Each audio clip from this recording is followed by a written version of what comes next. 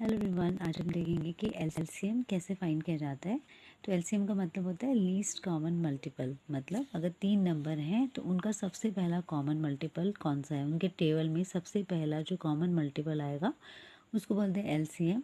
LCM find out करने के हमारे पास दो मेन तरीके हैं, एक प्राइम फैक्टराइजेशन मेथड और एक कॉमन डिवीजन मेथड।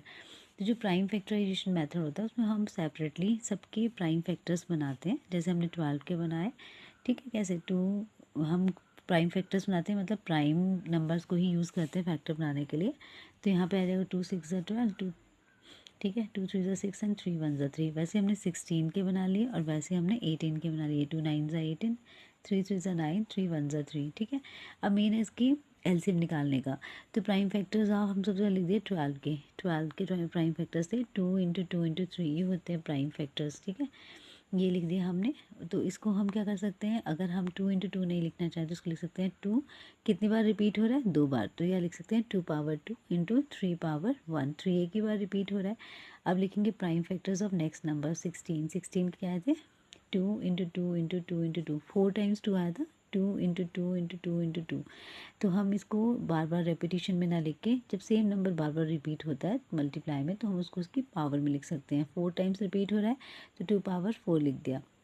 अब प्राइम फैक्टर्स ऑफ 18 कैसे निकालेंगे, ये हमने 18 के प्राइम फैक्टर बनाए। इवन नंबर है, पहले 2 से डिवाइड किया, 2 9 18, 3 3 9 और 3 1 3। तो ये बन गए प्राइम फैक्टर। अब प्राइम फैक्टर है तो हमारे पास 2 एक ही बार रिपीट हो रहा है, 2 पावर 1 आ गया, और 3 2 टाइम्स रिपीट हो रहा है तो 3 पावर 2 आ गया। अब होता है कि हम पावर में इसलिए लिखते हैं ताकि हमारे लिए ईजी हो जाए काम। अब हमें एलसीएम निकालना है, तो एलसीएम क्या होता है, एलसीएम निकालेंगे 12 16 और 18 का। तो इसमें हम क्या करते हैं, हमारे पास जितने भी प्राइम फैक्टर्स बन रहे होते हैं उसकी बड़ी पावर काउंट करते हैं। जैसे यहाँ पे 2 power 2, 2 power 4 and here we have 2 power 1। तो 2 की सबसे बड़ी पावर कौन है, 4। तो हमारा पहला आ गया नंबर 2 पावर 4।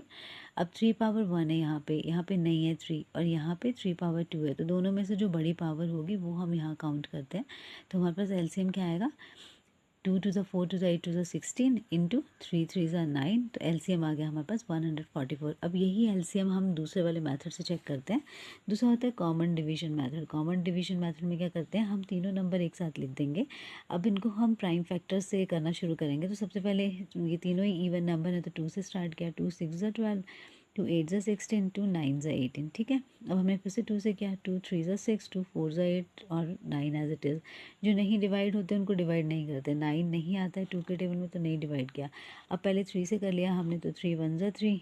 4 नहीं आता 3 के टेबल में, 3 3 9, 3 3 9। ठीक है, अभी क्योंकि 4 पेंडिंग था और हमने छोड़ दिया था तो हमने 2 से किया। अब इसको 2 यहाँ पे 1 एज इट इज़, 2 2 4 और 3 नहीं आता 2 के टेबल में, अगेन फ्रॉम 2, 2 1 2, 2 1 2 और यहाँ पे क्या आएगा 3 एज इट इज़।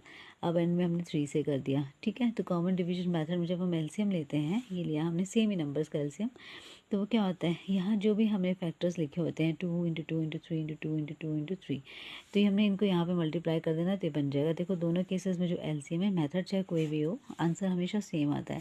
तो आज हमने दो मेथड पढ़े, एक पढ़ा हमने प्राइम फैक्टराइजेशन मेथड और एक पढ़ा हमने कॉमन डिवीजन मेथड। और प्राइम फैक्टराइजेशन मेथड में हमने ये सीखा कि जब हमारे पास इस तरह से प्राइम फैक्टर्स होते हैं तो उनका हम क्या करते हैं, उनमें हम देखते हैं कि जो भी हमारे पास मैक्सिमम पावर होती है, ठीक है, पहले इनको पावर की फॉर्म में रिप्रेजेंट करते हैं, फिर जो मैक्सिमम वाली पावर होती है उसको हम एज अ एलसीएम में काउंट करते हैं। ठीक है, जैसे हमारे पास 2 की पावर मैक्सिमम यहाँ पे थी 4, तो हमने एलसीएम में लिया 2 पावर 4, और 3 की मैक्सिमम पावर थी 2, तो 3 की मैक्सिमम पावर ली 2। ठीक है, थैंक यू।